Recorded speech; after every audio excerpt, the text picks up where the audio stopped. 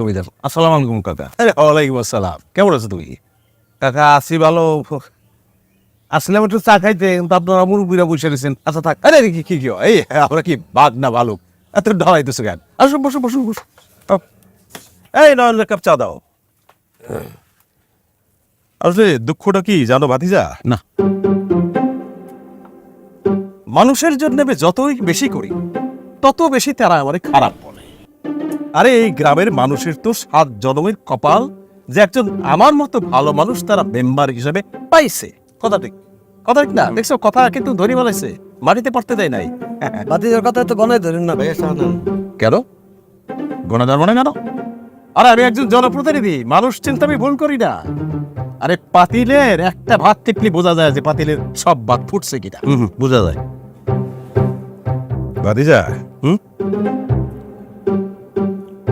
এই গ্রামের মানুষ আর খুব পছন্দ করে, বহুত ভালোবাসে, বহুত ভালোবাসে।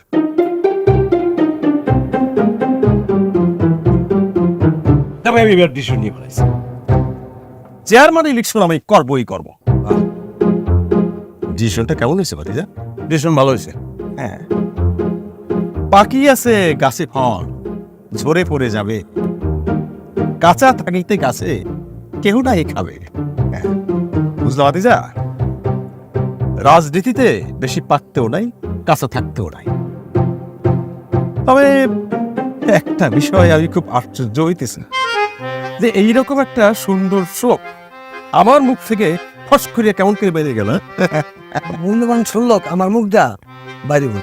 আমার না, আমার মুখ দেবের না। কত হয়েছে? এই তুমি কেন টাকা দিবে? তোমার চাচা এখানে বসে আছে, আমি টাকা দেবো। আপনার টাকা দেবেন কেন? চাচা হিসেবে ভাতিজার এক কাপ চায়ের টাকা দিয়ে দিতে পারবো না? পাগল হয়ে গেছেন আপনি? চোরের টাকা চা খাবো আমি? এই ভাতিজা তো ভালো পস্করাও করতে পারে। মশলা না কাকা, আপনি তো চোর। আপনি চোর না, আপনি ভোট চোর, আপনি বাতা চোর, আপনি লবণ চোর, আপনি চাল চোর, আপনি গম চোর, আপনি পিঁয়াজ চোর, আপনি তো চোরের ককটেল। এই মুখ সামলাই কথা বলো না। বয় না মামু কিন্তু এক চোর। আচ্ছা যাই যাবে না, পাগলের সব পাগল।